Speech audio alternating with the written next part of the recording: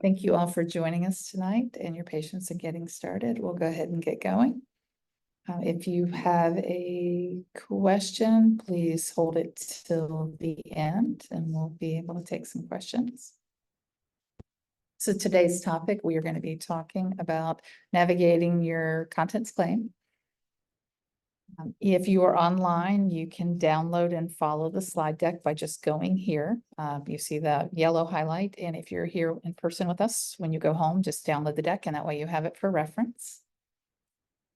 A little bit about United Policyholders for those of you who we are new to. We've been doing disaster recovery work with insurance consumers since the 1991 Oakland Hills wildfires. We are we try to be an advocate for consumers in all 50 states, and we work not just on property and casualty, but also other types of insurance as well. And just a thing of note that makes us unique in this space, we don't take money from insurance companies, even though the name says we work for policyholders. We are funded exclusively by donations and grants. We have a very small but mighty professional staff. I have Sherry Peterson in the room with me. She is our Equal Justice Fellow. Ben Laterna, who is online with me, Annie Barber, who will be joining in a minute, myself, and then there's about 10 more of us that are staff working across the country. We partner very heavily with nonprofits and with government. And then our biggest resource is our team up volunteers, those previous catastrophic loss disaster survivors who want to take their very hard-won knowledge and share it. We also work with consumer-focused professionals in these areas who are insurance adjacent to help with these issues. And that's our team up. Today's program is part of our Roadmap to Recovery program, which is really focused on, insurance guidance, restoring those assets and getting back home. Our preparedness program is really focused on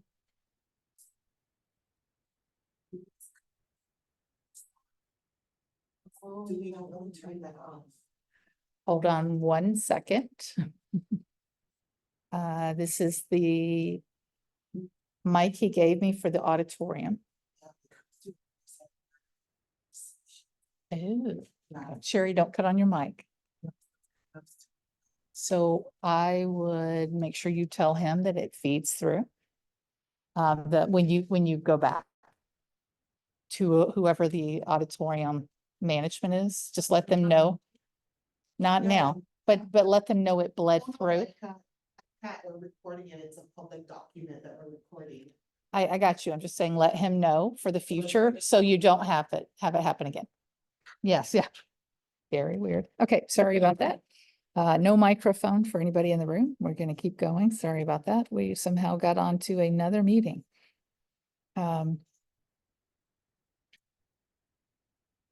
So let me get back on this. Our roadmap preparedness takes those lessons learned post-disaster to help reduce risk and make communities and individuals more resilient to disasters. And the advocacy and action is where we're fighting for insurance consumer rights. I'm sure you make sure your mic does not get cut on, because now we have an issue there.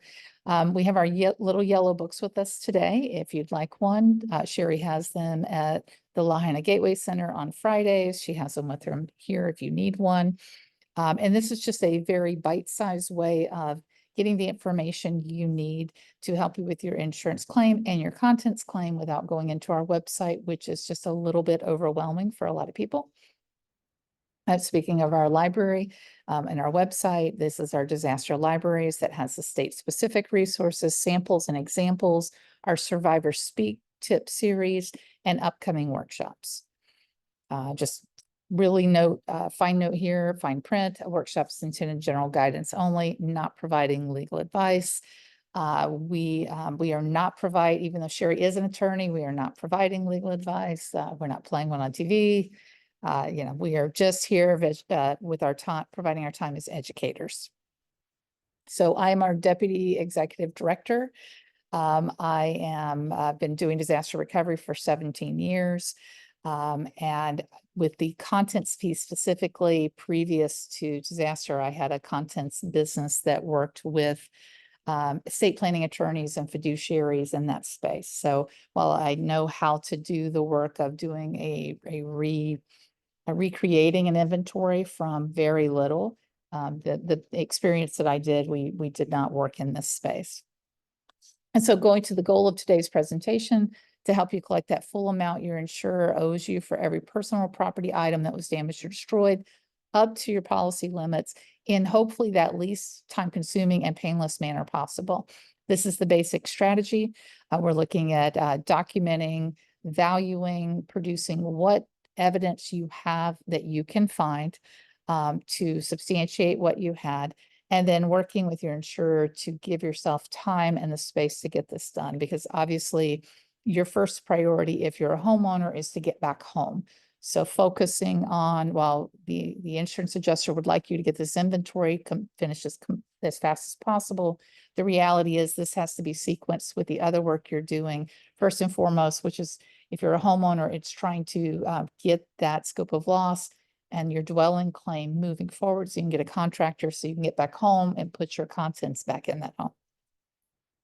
Just a few aphorisms we want to share. This is very true.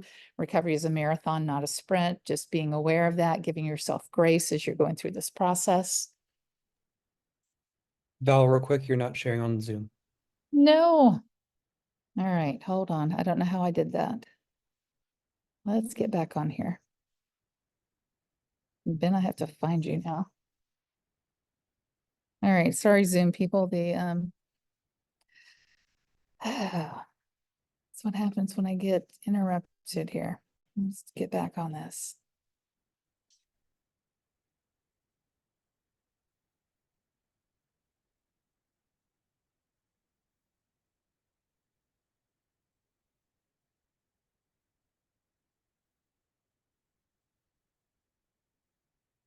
All right, Ben, I'm waiting for my computer to catch up. No worries. Okay, and now we're back on track.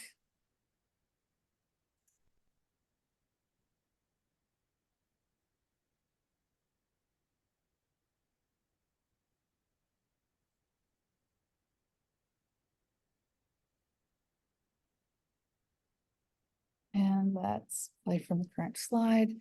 I will bounce back quickly for those aphorisms, just to get us back to the starting point.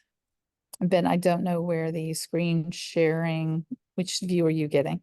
We are just getting the full your presenter notes. Got it. Now it's back to normal, correct? Yes, it is. All right, so let's go backwards a slide. Start with our aphorisms. So going back to recovery is a marathon, not a sprint. Priorities, sequencing the work. You want to focus on documenting the full extent and value of your losses. Obviously, giving your insurer the chance to do the right thing, but not to be a pushover. We highly recommend your demeanor during this process is polite assertiveness, and obviously get help when you need it. Our philosophy is that knowledge equals power. The more you understand about your insurance benefits, your rights in your state, and the value of your losses, the more that you're going to be able to recover. And so we hope that what we do today helps you with that. And then this is just the crux of the matter, right?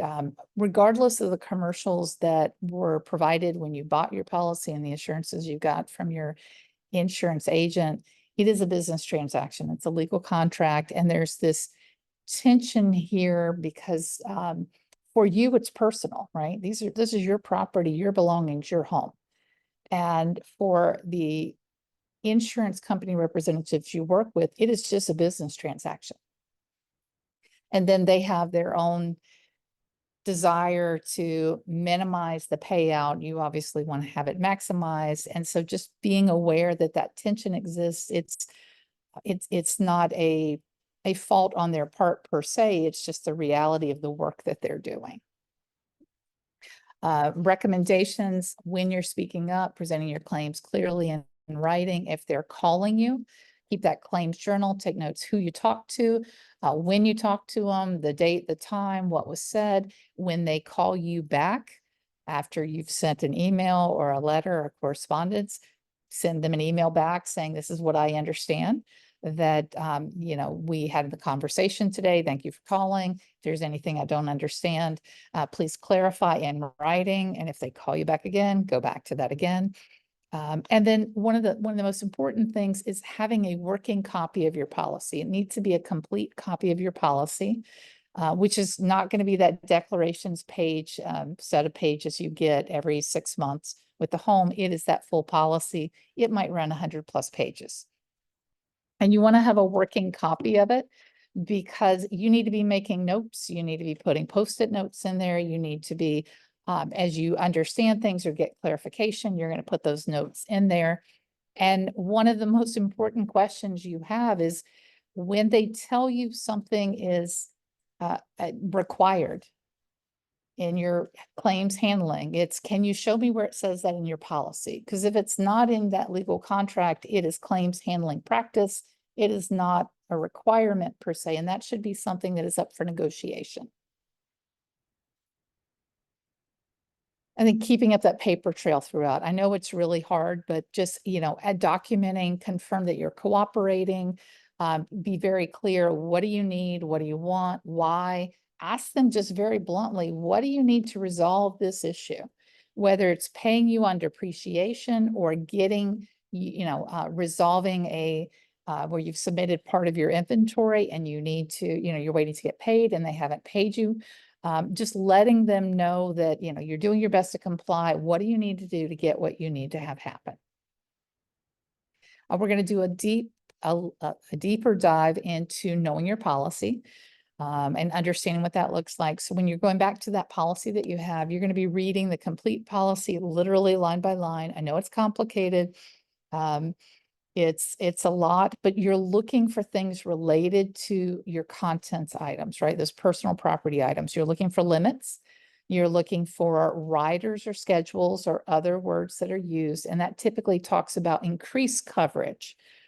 So for example, a homeowner's policy might only include $1,500 in cameras. If your daughters were like mine, everybody was in yearbook, everybody had an expensive camera.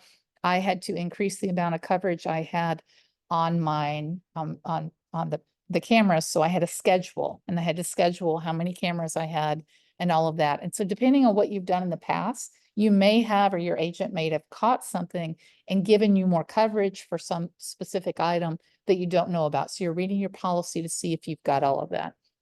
As you're replacing items, you're going to save those receipts, save them, scan them, keep track of all those communications.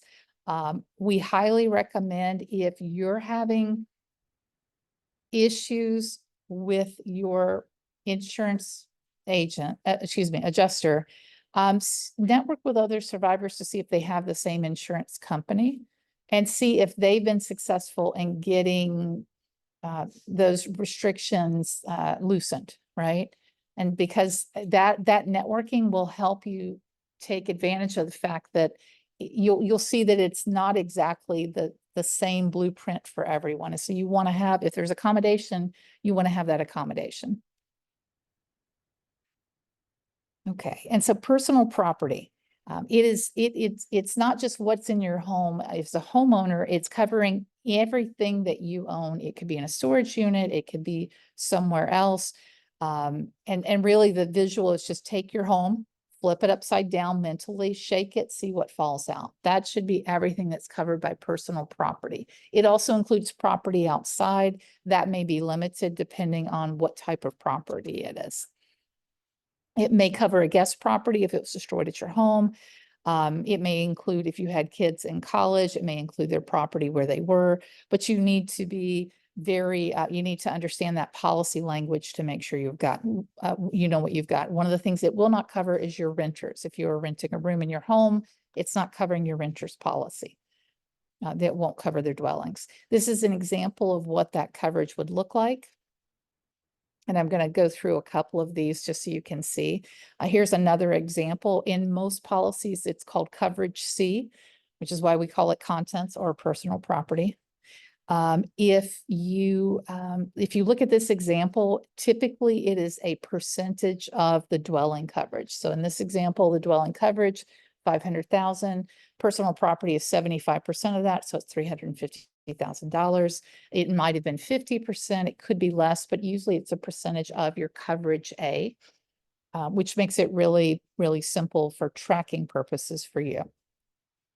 I believe the only exception to that is State Farm, which calls contents coverage, coverage B. But again, it'll be very clear on your policy what the language is and what number or what letter is assigned to it. And then this is just a deep dive in what that looks like, right? State Farm, it's called coverage, personal property coverage B. And so the big thing is knowing you're going to start with your declarations page and you're going to find that dollar limit for your contents coverage. And so in the example that we were looking at before, you can see it's got a dollar amount here, right? However, you may have endorsements in your policy that increase the amount of coverage. So if you've got an inflation index that adds 5% or 10%, that, and it says that it's all coverages, that includes both your dwelling and your contents. So now you're at 60% and not 50% if it was 50% before. And then you're going to have to do the math, because that math, that number of what you have to get to is going to help you manage your claims process for contents. Because while you might be on a mission to remember everything you had, it's very painful. It's very time consuming. And once you hit your limits and you've documented enough for when they depreciate, you might just want to stop doing it, because your goal is to be paid to your policy limits, not to document everything you've got. I say that we have a volunteer who's a friend of mine who lost his home in 2003. He still turns in stuff. He's being at this point, he's just being a pain, because he's trying to make the point to his insurance company that I will never be able to tell you everything I had in my house. And as I remember things, and why do we have to keep doing this? Why did you not just pay me policy limits? So he's on a personal mission to make that happen. I don't know that it's working, but it affords him some joy. And so, yes, he's doing it. You're going to check for scheduled items that have added insurance value. That could be artwork, jewelry, valuables. The same with those items. You're also looking for sublimits. That might be jewelry again, firearms. And then one of the specific things to look for is in the policy language, looking at the type of peril, right? So this example you've got on the screen, if you had firearms and they were lost in the wildfire, there's no limit on these. But if they were stolen, you're limited to $2,500. And so that's that limit by peril. So the peril here is theft, and there's a dollar limit for that they're not going to pay for. And these are common things that usually have a special sublimit. But again, you're going to look to your policy to see what you have. And these are limits, also exclusions, right? And as I mentioned earlier, property of subtenants, roommates not covered. Most recreational vehicles are not. And then anything that has its own coverage, like jewelry, art, anything that would be scheduled. Also, your pets, your animals are generally not covered by your homeowner's policy. This section, we're just going to talk about how insurance contents funds flow. And so you can see on the example here, we've got our advances, which a fair number of people on the island did receive an advance. Actual cash value payments, once you submit your inventory, they're going to give it back to you with the depreciation, and they're going to make a calculation with that. And then once you provide proof of expenditures or you've negotiated better, you'll start getting those replacement costs payments that'll close out your claim. And so this is the typical language that you're going to see if you had a stick-built home. Actual cash value paid, then the replacement cost is paid when the repairs or the replacement is completed. This is what most policies look like. If you had a manufactured home, it is most likely just going to be an actual cash value policy. And we'll talk about those definitions in just a minute. Going back to what we were saying before, in your policy language, you need to know what your duties and responsibilities are for documenting the loss. And you're going to compare this to what the adjuster is telling you to provide. If they're asking for extra requested information, ask them again to show you where in your policy it says you're required to do this. If they're still insisting, you can reach out to the Department of Insurance and just ask to understand what this is. As I said earlier, their claims handling practices, if they're not in there for your duties and responsibilities, they're not a requirement, it's a request. It might not be, they might not budge on it, but they might. And so if you're finding it's painful, do make that request. We have sample letters on our website that show you how to do this. For those with a renter's policy, you're really just looking to make sure you've got a replacement cost endorsement. You will most likely have to do an inventory if your contents coverage limit is high. I know when we did this on Saturday, there was the mention of people who were paid outright to their policy limits in full. Typically, that's done for people who are pretty significantly underinsured. So if there's something worth fighting for, you're fighting for it, just to be blunt. Going to talk about the lingo now: replacement costs, actual cash value, and depreciation. Some other terms for that. So replacement cost is the price it would actually cost to repair or replace that item right now with a new item. And like I said, most homeowners policies are replacement cost policies. Going back to that example of the language for being paid out in your policy, that actual cash value is the pre-loss value, what a willing buyer and a willing seller would have agreed to sell that item for immediately before the loss, which basically means you're taking into consideration wear and tear, age, that condition, that depreciation that we'll talk about in a minute. And this last bullet just, it shows that formula. Actual cash value is equal to replacement cost minus depreciation. And depreciation, as I started to mention, is the loss in value of that item due to age and condition. It's not just age. You could have a fabulous couch. I think it's my next, nope. I want to go to my slide. There we go. You could have a fabulous couch under plastic that is 30 years old and looks like new because nobody ever touches it, right? No kids, no dogs, it's protected. I don't care how old it is, it's like new, right? My couch with my 3 daughters and my dogs is I would take that 80% depreciation in a heartbeat. I know, but remember, let me go back here. Sorry, let's get back on track. Is that age and condition, right? So my couch might only be a year old, but it's 80% depreciated because I have dogs, kids. But as soon as I go to replace that, if we go back to the formula, right? As soon as I go to replace that actual cash value, which is what they're going to give me with that amount minus depreciation, as soon as I replace it, they owe me the full cost to replace that item. And so this is the example that shows you, right? So the value of your couch right before the fire, that's your actual cash value. That depreciation deduction, those two items together equal the cost to buy that new couch. And I hope this visual helps. Okay. And so one of the confusions people have is I have a replacement cost policy. Why are they paying out the actual cash value? And it really is the loss settlement provisions that I showed you the example of before. And right here, basically say, we don't owe you the replacement cost until you replace the item, which gets you into the challenge that people have. People who are significantly underinsured. Most people generally want to use their contents money to help restore their home. And so now you're looking at, okay, well, I'm not going to replace every item I had. So how am I going to get dollars available to me to do that through my contents? And we're going to talk about that strategy in just a minute. So depreciation, there's some other terms that relate to it: holdback, withheld.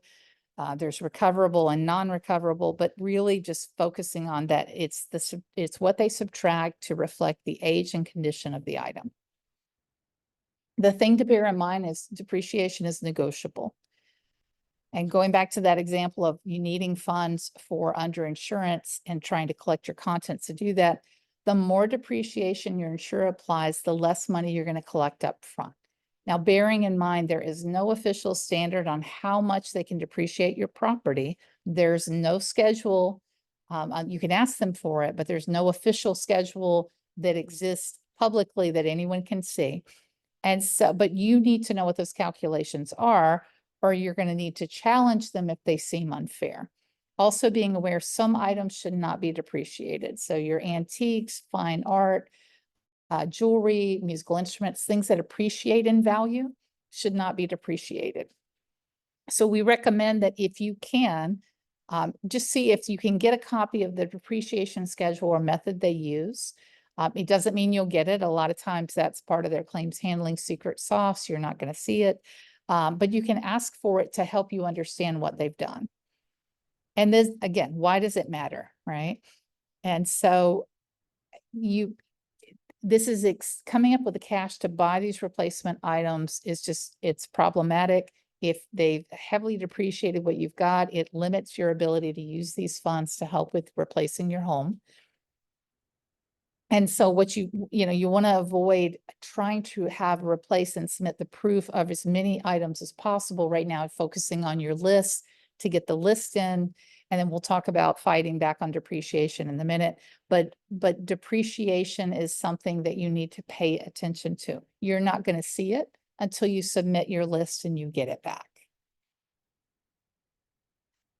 And so we've already talked about this. Again, just advocating for fair valuation of your property. Age is not that important, as we saw in our example of the couch. It really is more about that remaining life expectancy and the condition of items you have. Was it new? Was it like new? Was it in very good condition? Excellent condition? And if your insurance company has terms that they expect you to use, ask for those definitions of what they mean so that you're applying them objectively. Because I will be really frank, what I would have called good condition might be viewed in some insurance companies by some insurance companies as fair or poor condition. So you want to make sure that you're using terms in the way that they understand them. And we've already looked at this example, so we're going to go here. So looking at this example on the bottom with the red, these are just some examples from an inventory list. So we're going to look at item 17, which is that top one in the bottom section. So the replacement cost for the 7 shirts is valuation is $11, so 77. Then you've got your tax on top of it, and they were depreciated down 30% or so. So that's reasonable from the standpoint of the shirts might have been worn down. And so what the person is getting paid is that 51.18. It is not on this list. This is what they gave back. Okay, so this is when you're looking at this Liberty Mutual example, that is showing you what they gave back from the list that the person provided, right?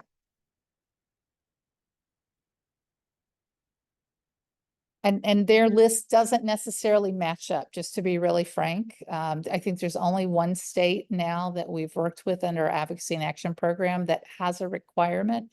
Annie, it's Colorado, right?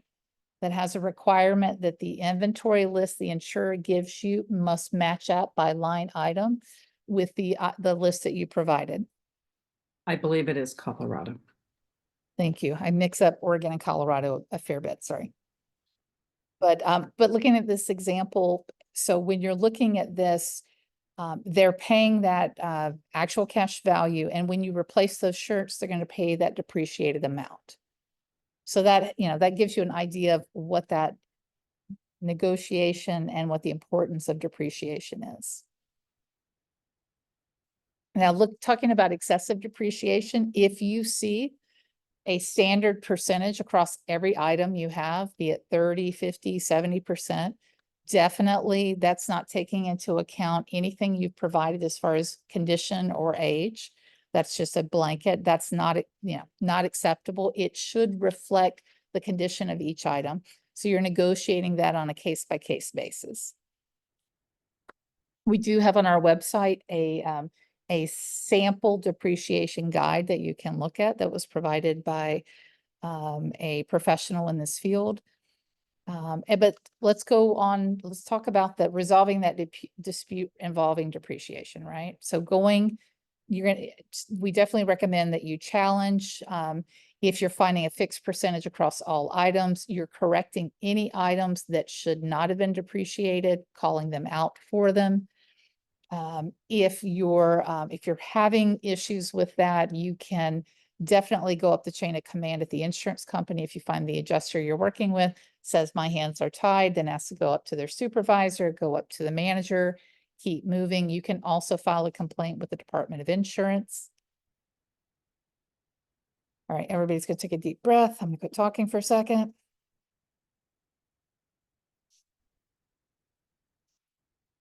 Now we're gonna talk about actually creating that list. Right? So you have three options, right? You're going to prepare a detailed inventory that describes and values everything you lost and submit it to your insurance company, later submitting receipts as you replace items. You can ask for a full or partial policy limits payout and waiver.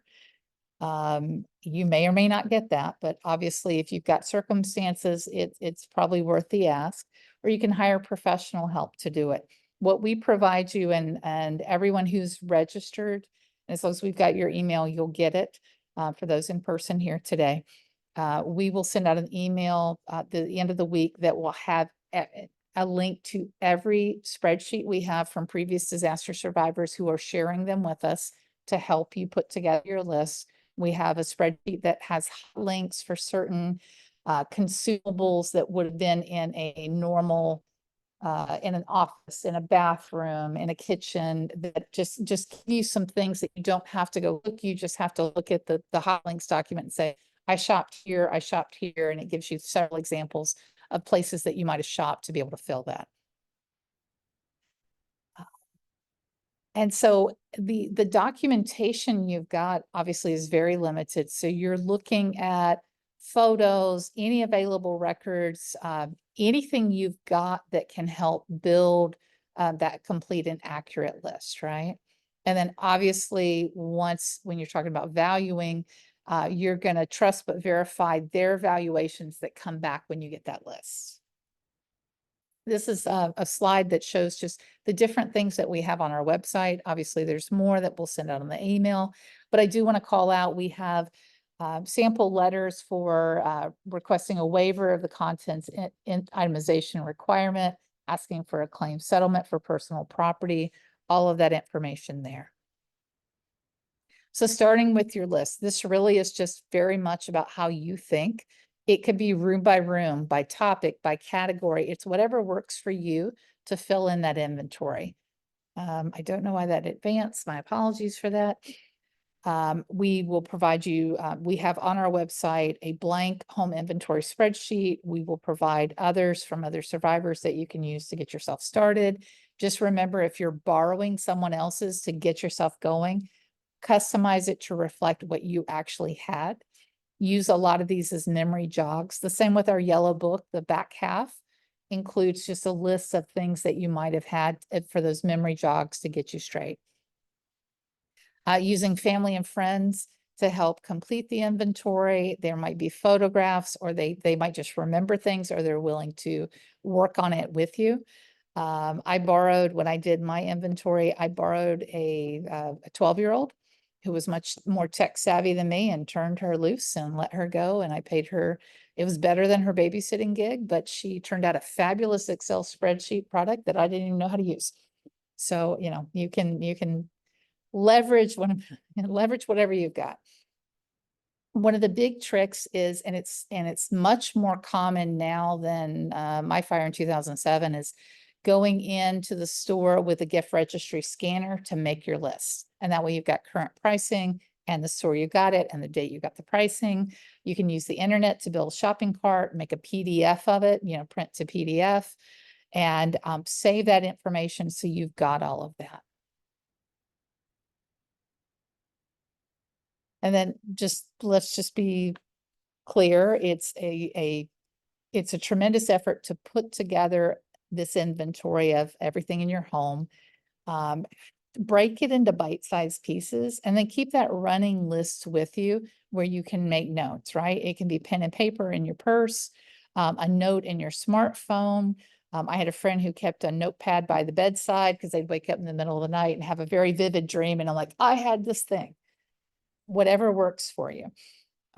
Checking with your bank, your credit card companies for records of previous purchases, seeing what detail they have. Again, you're going to have very limited records. Take advantage of the resources that you have to build records.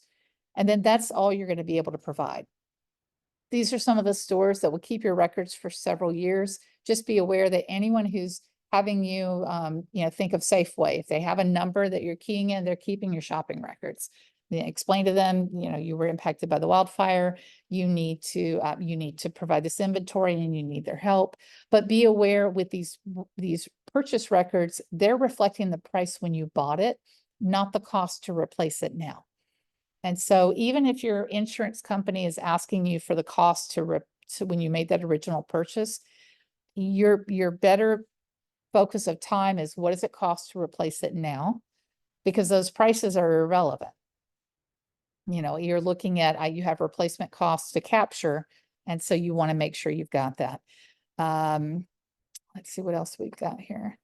Estimating quantities. This is always challenging for people because it's our eyes, this is the one time when your eyes are not bigger than your stomach, right? Your eyes are deceiving you when you're looking at a 2-foot wide bookcase. There are a lot more books on there than you were thinking are on there. The same with CDs, they are surprisingly compact. The same with tools, craft supplies, any of those things, clothing. So one of the recommendations that survivors have given is to go to the bookstore, take a measuring tape and just if you remember roughly, did you have a 2-foot wide, a 3-foot wide bookcase? It had 5 shelves. Do a measurement, count how many are in there.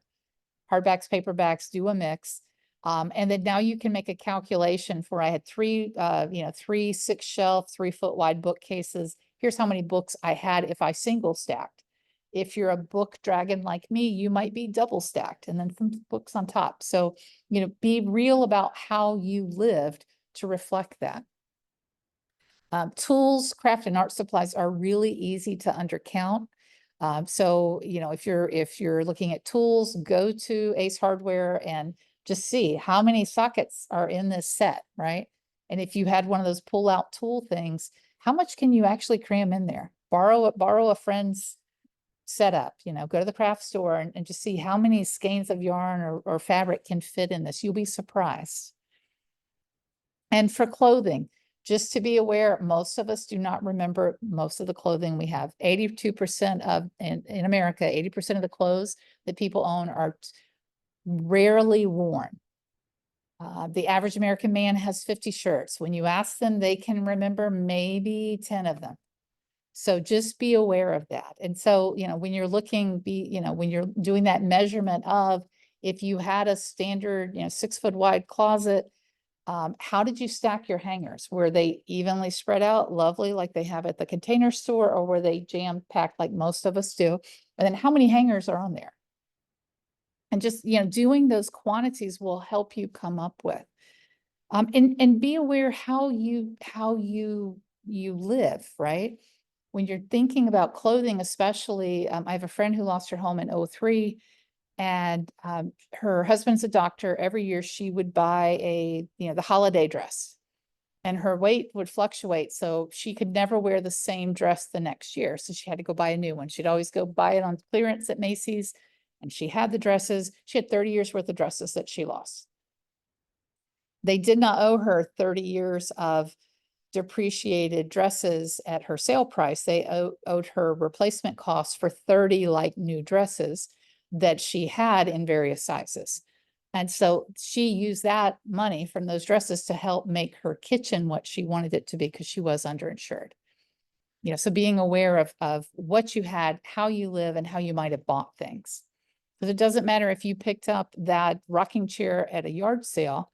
You had that rocking chair, it's solid wood, they owe you to replace that rocking chair. And Annie, if I'm misspeaking, please catch me. Nope, you're all good. All right. Did you want to touch on if you're disabled or is that farther down? Actually, if you will go ahead and go there, I would love to have you speak to that. So one of our survivors, I had her write up a survivor speak because she and her family and her mother's house all were lost in the fire. So there was 2 homes. She was trying to do both lists. Her mother is in her late 80s and has dementia, and it just became a horrendous task. So she called the insurance company and said, I just can't do this. My mom has umpteen problems medically. She has dementia. And they said, so she's disabled. And she said, absolutely. And they sent out an adjuster who sat with her for 2 hours and made a list. And that list was payment in full. So if you have a disability, please make the ask.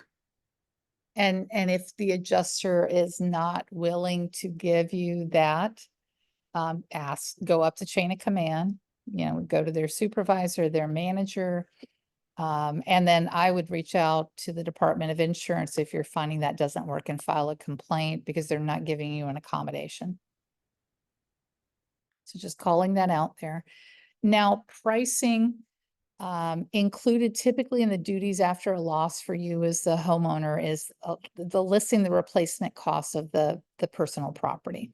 So being aware, like when you're going and doing your shopping with the scanner at Target per se, that's providing you the price at that time. You don't want to use sale prices. They're going to be gone by the time you replace that item.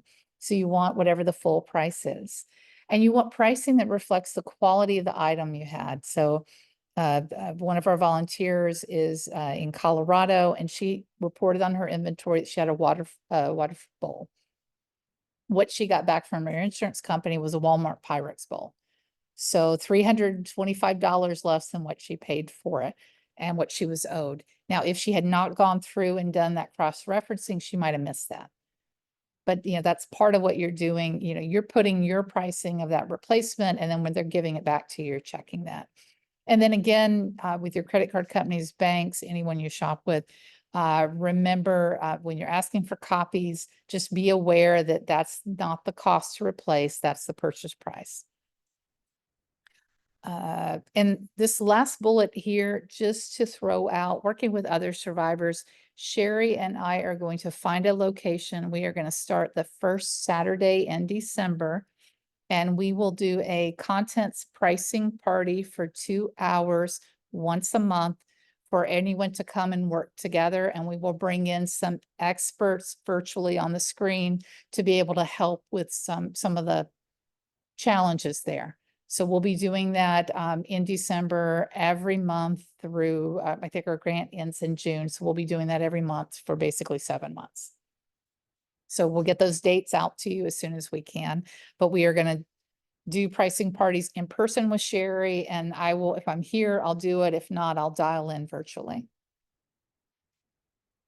And so we will work on pricing because that's how we're going to do that divide and conquer. We'll get people together. You'll be on the internet and we'll be able to shop. If we're talking kitchen spices, just to be aware, most of us have no idea how much we had in kitchen spices.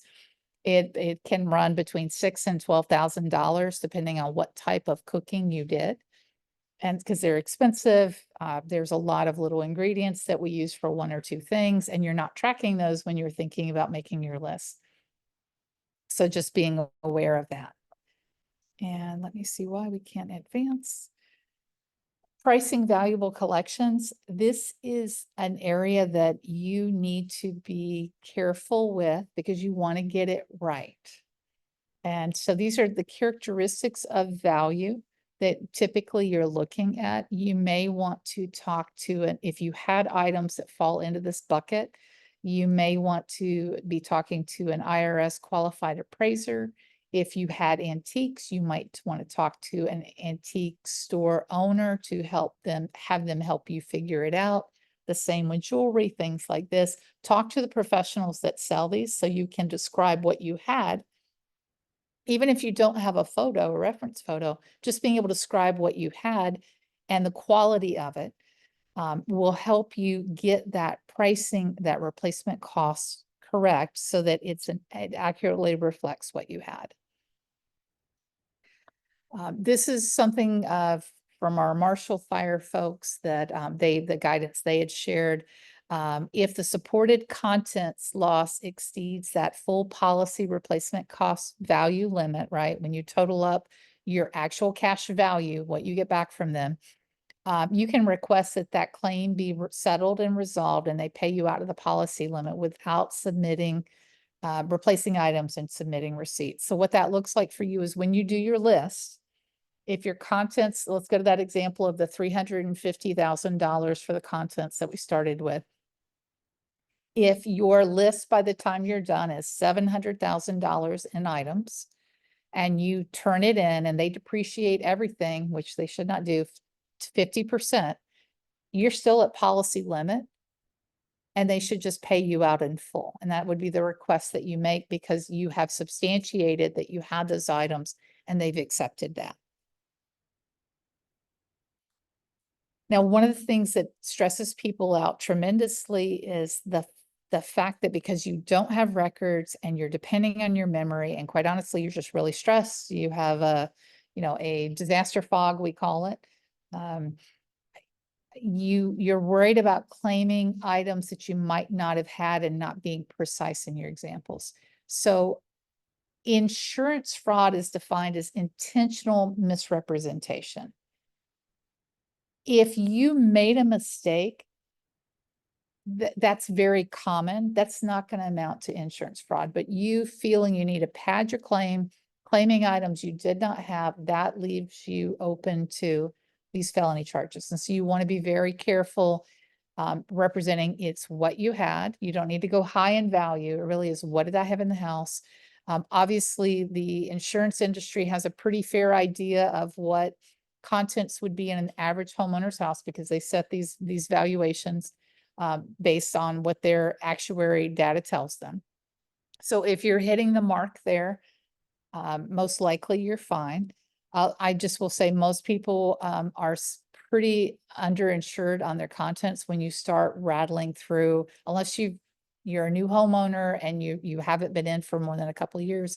Anyone who's lived 10, 20, 30, 40 years in a house, you've got a lot more stuff in that house than you realize you have. And so, just being clear that you are not intentionally claiming items you did not have. You might know you had items, but you can't describe them appropriately. But, just do your best that you can. All right. And then what happens after you submit your inventory, right? Again, you're going to get that list back that they gave you, that example we showed you. You're going to verify the valuations. You're going to verify the depreciation they put. You want to negotiate depreciation to reflect the condition of each item. I'll be really frank, if you have 7,000 items on your list and you get 7,000 items back, that's a lot of QC to do. I would recommend you look at your highest price items first and make sure they accurately reflect the condition and age of those items you had. Fight that depreciation on those big ticket items first. I'm not necessarily worried about your sewing needles and things like that, but those spools of thread actually add up and some of them are very pricey. So, being aware of, you might not have time to do QC everything, but QC those things that are most important. And then recognize with replacing items and submitting those receipts, most likely you're not going to replace everything you lost. And so you want to try to maximize those actual cash value payments by arguing for lower depreciation, especially on those big ticket items, and then identifying that true replacement cost at standard and not discount retailers. Remember, Waterford Bowl versus Walmart Pyrex Bowl. It needs to reflect what you had. The more you're paid out on ACV, sorry, I'm making up words. The more you're paid out on your ACV because of working, looking at the depreciation heavily and making sure the valuations are correct, the less work you're going to have to do on the back end, right? Less receipts you have to scan, less items you have to purchase to get paid. if you are looking at the fact that your claim is going to close out before you're back home and you're concerned about buying those items, there are some tricks that other disaster survivors have done that can help. You know, some people will place that furniture order and buy it and just have them store it on site until they're ready to bring it home. Some people do rent a storage facility and move things in there as they can. You can always be asking your insurance adjuster for an extension on that contents replacement piece. You need to make sure that you're showing progress on your claim for your dwelling to explain why you're needing the exemption. And, you know, but you're making progress, right? You're doing work to make this happen. And in my fire in 2017, most people did a partial list. So every time some people would do room to room and they'd write partial list and the date on the bottom, make copies of it and send it in. My fire was 7 years ago. I still to this day find things in my head that, or I'm walking through a store and I go, I had that. So just know that this is going to keep regurgitating in many ways. And so an ongoing list kind of lets you keep track without duplicating. And it doesn't make you feel like, oh my gosh, what if I find more things? Yeah, and that's a good point, Annie, that you don't have to finish the list to submit it. Just tell them it's a partial list and submit what you have. I will say if you are tracking everything in an Excel spreadsheet, just for peace of mind, if you're however you're sorting it, you might just want to do some different sorts to make sure you don't have you know, the washstand from, you know, your grandmother entered in there 3 times, you know, just do those different sorts that you can so that you make sure that you're not duplicating, because it's hard to come back to this. And when you take a break, it's hard to come back to it and not lose where you are. Having said that, it's detrimental to you to focus on the inventory to the exclusion of moving your dwelling claim along. And so you want to balance this as best you can. One of our Thomas Fire survivors, she had just retired before the fire hit. And so she had no income at that point. She was retired, she was on retirement. And so she viewed her contents list as her job, right? Because it was the only job she had where anybody paid her any money. And so every week she would do whatever she did. And she said whatever she got done was good enough, right? She might get 1 page done, she might get 5 pages done, didn't matter. But whatever she had, she turned in that week. And that was, she celebrated that she got paid, right? You know, she knew she was going to get paid for the work she did. And that also helped her turn it from into a business transaction, right? It became a job versus her thinking of it as these are things that I had, because that's one of the worst parts is just in doing this, you're remembering, and these things are not just things, there's memories tied to them for the most part. And so that gave her a way to refocus and kind of put that at bay while she was working on it, right? And then negotiating via paper trail, any unreasonable delays, any claims handling violations, you know, thinking, and we'll talk about your insurance rights here at the end. But if your insurance company is not doing what they're supposed to be doing, they're not following the regulations in the state, you want to document that. You know, one of the things to be aware of is the rotating adjusters. It's a huge problem. We know that. We see it all across the country. You want to track how, you know, when they change, how many you've had, because that's part of your story, right? You know, every time I make progress on this, you guys change my adjuster and I have to start from scratch. And if you have an adjuster that's telling you that they would like to wrap up with you, see if they're trying to expedite, and if they're trying to expedite getting you paid out for a portion, you know, do try to take that time to help with them, to get them so they can pay you out. Because a lot of times, especially if they're retiring, they'll let you know that, okay, I'm going to retire, or I'm going to be transferred over. to another disaster, and can I get you paid out? And so if somebody's working with you on that, do try to cooperate with them as best you can. Being politely assertive, this is, they cash your premium payment checks in return for promising you these three things. You are entitled with your contract to all three of these things. Your rights under that contract are protected by state law. And that's why it's so important to document what's been agreed to and what's still being working on, especially if you're having rotating adjusters. If you've got one that says, you need to do it this way, you need to show condition and age, and then the next one says, oh, you need to do it in this new format I gave you. I have documentation for my last adjuster 3 months ago that said I needed to do it this way. Why are you changing? I've already spent hours working on this, being very clear and having that documentation to refer back to. This is some personal leverage stories that previous disaster survivors had shared. Any of this that's useful to you, please use it and weave it into your story. And as we said earlier, going up the chain of command until the disputed issue is resolved. If you're a social media person, Annie, it was a 2020 CZU fire gentleman who reached out to the CEO of the insurance company on LinkedIn. He was doing a very congratulatory look at our record dividends and all of that. And he's like, yeah, but you didn't pay my claim. You're not responding to me. And he got service. Yeah, utilize everything you can. Right. But going back to politely assertive, he was very polite. It wasn't a bash. It was I'm really impressed with this, but I'm still waiting for this. So stating your facts very succinctly, concisely, and politely. Being organized, saving those receipts, anything you've purchased that's going to go into your contents claim, your personal property, save all of them.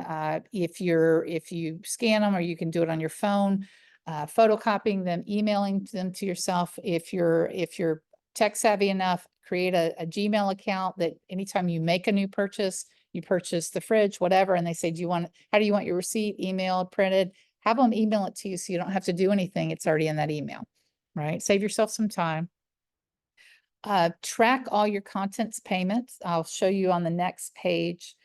This is a CPA created this for us from the Woolsey fire. It's a way to track where you are on each of your coverages. So going back to the beginning where we say, determine what your policy limits are for each of your coverages. And then every time you get a payment from your insurance company, they should tell you what it is for. They should break it out. If it's ALE and contents payment from this amount and this, and this for your dwelling, they should be telling you exactly what it is. If they don't, ask them, because you do want to keep track.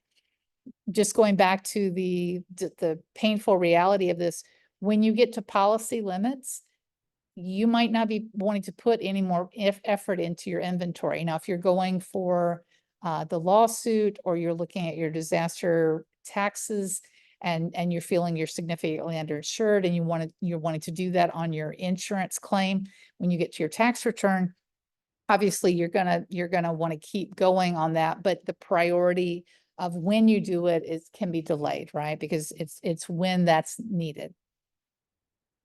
And this shows the link that it is on the website.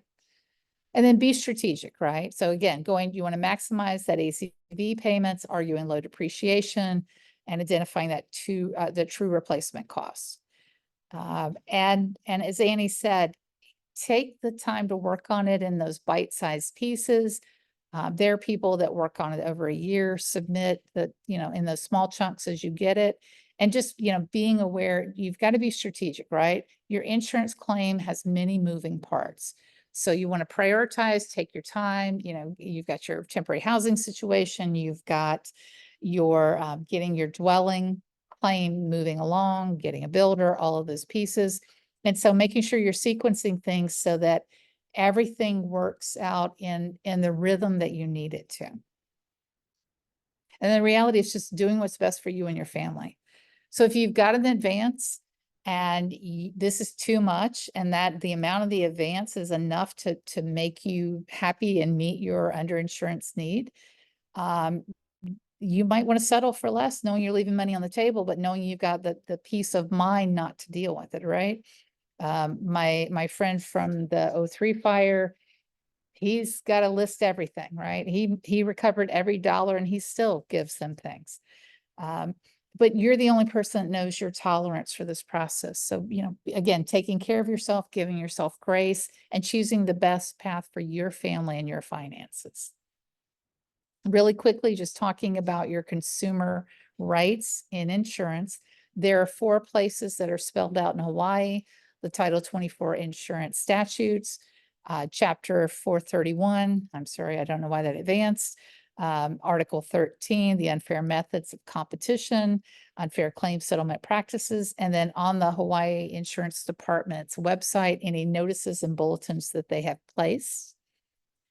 Just touching really quickly on timeframes and deadlines, processing your claim, the 15 working days. And it must be more than a acknowledgement, right? It must have meat to it, right? They must adequately address the concerns from your communication. And then unfair claims practices, this just defines that. The information here, these 2 slides are on the deck that you can download. Again, I'm not an attorney. I'm not going to speak to any of these. Any more questions you have, please visit our website. These are some Survivor Speaks tips sheets that are provided that are very specific to your contents claim. All of these are here under the uphelp.org Survivor Speak. And then you can you will see all of these there.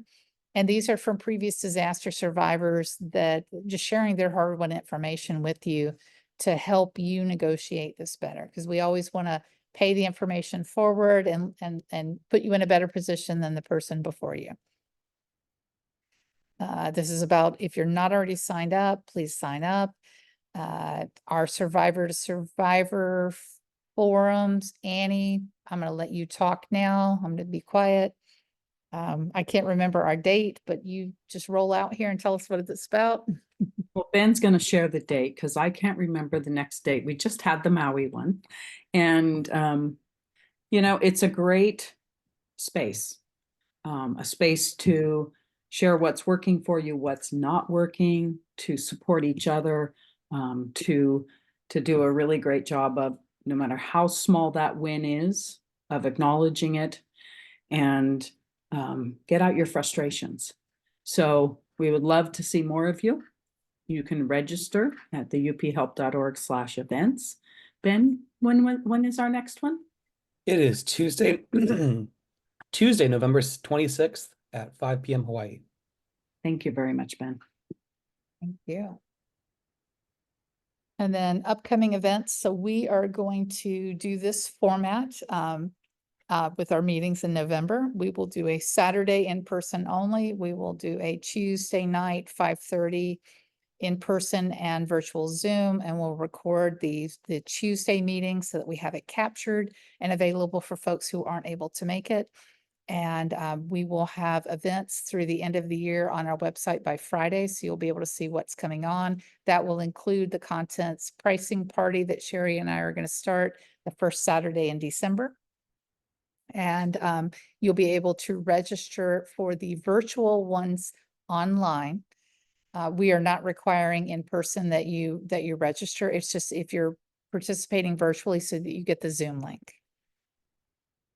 One thing to point out is we do have on our website our Ask an Expert forum. You register with your email. It's free. You can ask any question you have, whether it's insurance or insurance adjacent, thinking about builder's risk policies. What do you do about your mortgage? And we will get an answer from our experts across the country to be able to help with your question. I will say you will not get a quick answer because we have to get those experts who are very busy. And so it takes some time to get them. If you have an urgent question, you need to talk to Sherry here on the island. Hand is up for those of you online. Reach out to her directly. And then please take our 1-year survey. We're trying to track progress and problems and gather information that will help with our advocacy efforts in the state. And so please complete that when you're, if you have the opportunity, if you're here in person, we've got the QR code. If you're online, if you go to that link there, you will be able to take it. And please share it with other folks that are struggling with insurance issues, because we really need to know what people are struggling with. And thank you to our funders.